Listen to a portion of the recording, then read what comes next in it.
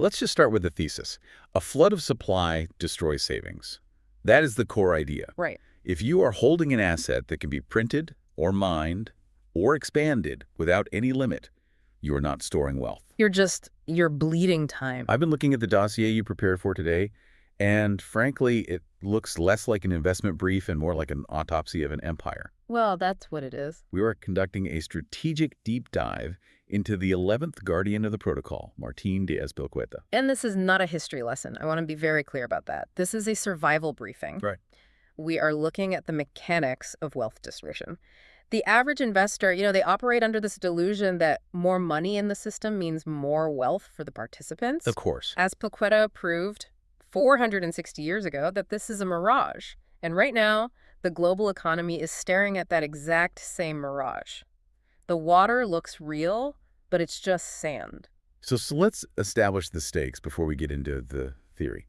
We're going back to the 16th century, the Spanish Empire. The global hegemon. This wasn't just a country. I mean, the sun never set on it. They had just conquered the Americas, they controlled the trade routes, and most importantly, they had access to all the gold and silver that every other monarch just dreamed of. By every metric, they should have been untouchable. Right. By all conventional metrics, GDP, military power, resource access, Spain should have dominated for 1,000 years. And yet it collapsed. That is the paradox we need to dissect.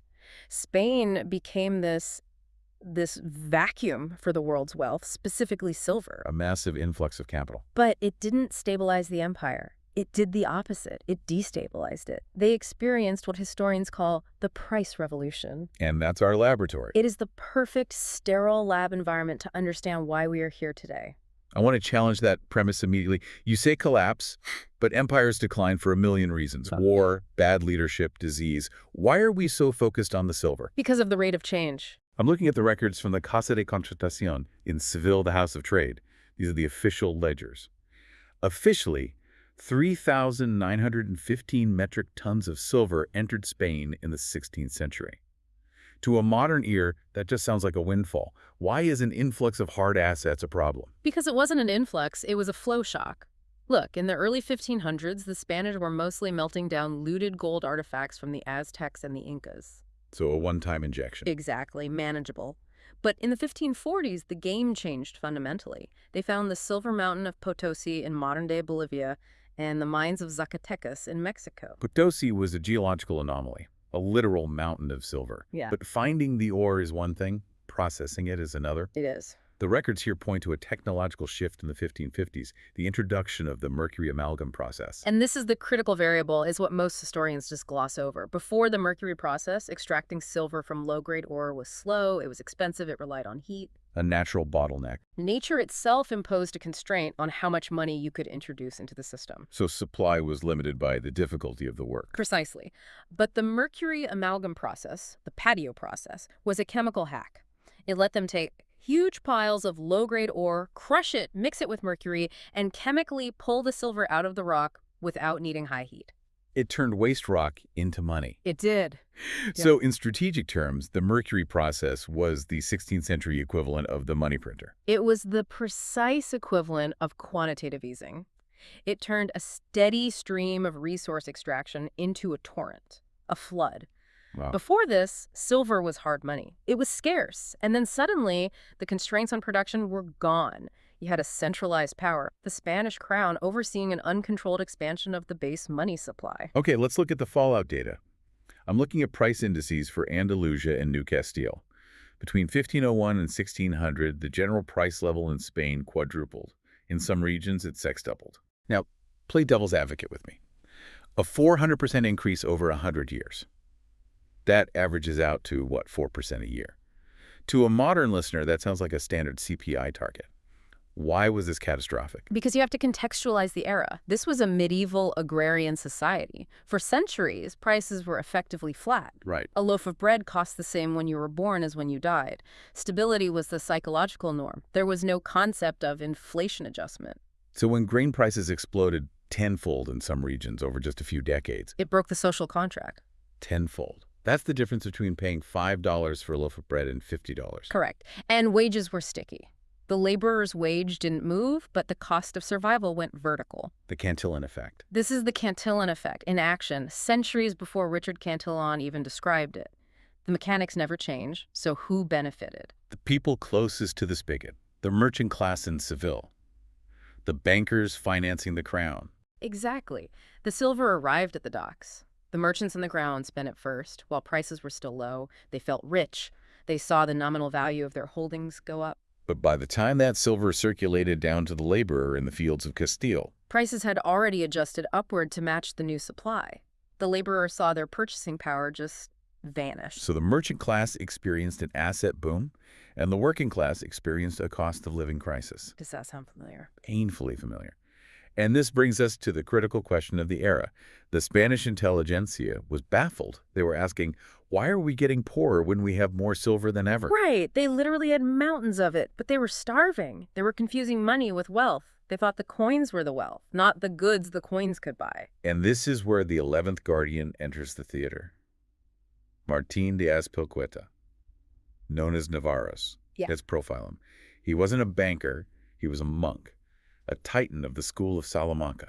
A jurist and a theologian, but primarily a man who looked at the data with cold, analytical eyes. In 1556, he published his masterpiece. Comentario Resolutorio de Cambios. Right. Commentary on the resolution of money. Now, usually, theological texts from the 1500s are about usury or morality. This was different. This was the first sophisticated monetary theory in human history. So what was his breakthrough? Azpilcueta did something radical. He stripped away the mysticism of the emperor's coin. He looked at money as a commodity. He realized that money itself is subject to the laws of supply and demand, just like wheat or wool. In his core discovery. It was this. Money is worth more where and when it is scarce than where and when it is abundant. It sounds incredibly obvious to us now. Scarcity drives value. But you're saying at the time, this was revolutionary. Oh, it was heresy to the economic establishment. Before Azpilcueta, you had thinkers like Copernicus. Copernicus wrote about money. He did in 1526. But he was focused on debasement kings shaving metal off the coins to cheat the public. He thought the problem was the quality of the money. If the coin is pure silver, the value should be stable. That was the thinking. But Azpilcueta looked at the quantity. Oh. Precisely. He saw that the Spanish real was pure silver. The quality was fine, but the value was collapsing. Why? Because there were too many of them. He proved this empirically. He didn't just theorize. So he looked at the markets. He compared France to Spain. Walk us through that comparison. This is the A/B test of the 16th century. Okay, so France did not have the American mines. In France, silver was still scarce. Azpilcueta observed that in France, prices were low, labor was cheap, the coin had high purchasing power. Then he looked at Spain. Then he looked at Spain, where silver was abundant, prices were high, labor was expensive, the coin was weak. He effectively established the prototype for the quantity theory of money and purchasing power parity. Yes. He connected the dots between the volume of metal and the destruction of purchasing power.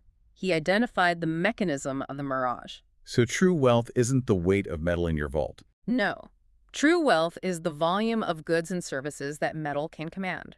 Spain had the metal, but they had destroyed its command power by flooding the market. And they destroyed it by spending it on non-productive things. The records show the money went to religious wars in Flanders, massive imports of luxury goods, pageantry, not into industry. Which is the classic trap of the fiat mindset, even when you're using metal. They thought the money itself was the wealth, so they exported it to buy goods. Spain became hollow. Money was plentiful, but goods, grain, cloth, timber became scarce. So the citizenry suffered a net loss. Their store of value was being diluted by the very ships they cheered for as they entered the harbor. I want to apply the stock-to-flow model here. This is a concept we use heavily in modern asset analysis, especially with Bitcoin and gold. Yeah. How does Azpilcueta's observation fit? It validates the entire model. Stock to flow is a ratio that measures scarcity. The stock is the existing supply. The flow is the new production coming into the market. And to have hard money, you need a high stock and a low predictable flow. Exactly. Spain started with a high stock of wealth. They were the superpower. But the Potosí mines and the Mercury process create a massive flow shock. The flow became too large relative to the stock. And when you can't stop the flow. When you can't turn off the mines because the king is addicted to the revenue, the scarcity collapses. Azpilcueta was witnessing the destruction of a high S2F asset in real time. This connects to the school of Salamanca's subjective value theory. They argued value isn't intrinsic. It's not about how much it costs to dig the silver out. Correct. The just price is determined by communis estimatio common estimation. It's a logical relation between people and the asset. So if the market perceives that the asset is becoming abundant, that the scarcity is gone. Their estimation of its value drops. It doesn't matter if the king says it's worth 1 real. The market says, I don't care. There is a flood of these coming tomorrow. I want 3 reals for my chicken. So the inflation was a rational market response to the loss of scarcity. It was the only rational response. The market always finds the truth, eventually. This is the bridge point to the present. We are looking at a 460-year-old economic disaster, but it feels like we're reading the morning news.